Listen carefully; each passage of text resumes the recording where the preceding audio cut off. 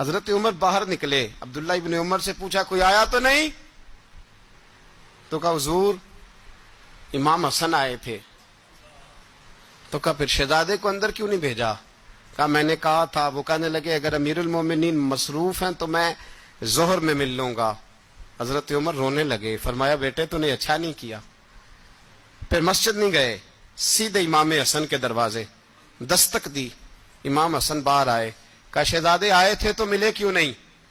تو امام حسن کہنے لگے حضور آپ کا اپنا بیٹا دروازے پہ کھڑا تھا، آپ کا اپنا بیٹا دروازے پہ کھڑا تھا، وہ منع بھی کیا تھا آپ نے تو میں زور میں مل لیتا۔ حضرت امام حسن فرماتے جوش جذبات میں جناب عمر نے سر سے پگڑی اتار دی، جوش جذبات میں کہنے لگے حسن میرے بیٹے کا اور آپ کا کیا مقابلہ؟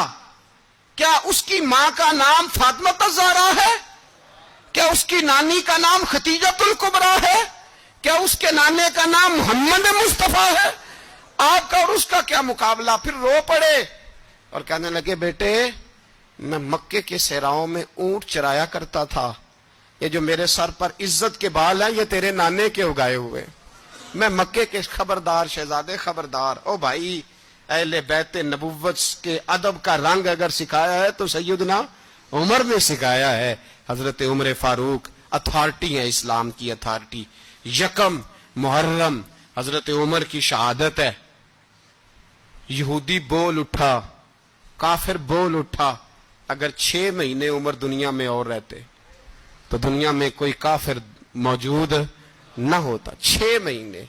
اور جب اس بطل جلیل کا جنازہ اٹھا، اللہ بخاری پڑھیے نا، اللہم ارزقنا شہادتا فی سبیلک، اللہ بسترے کی موت نہ دینا، شہادت کی دینا۔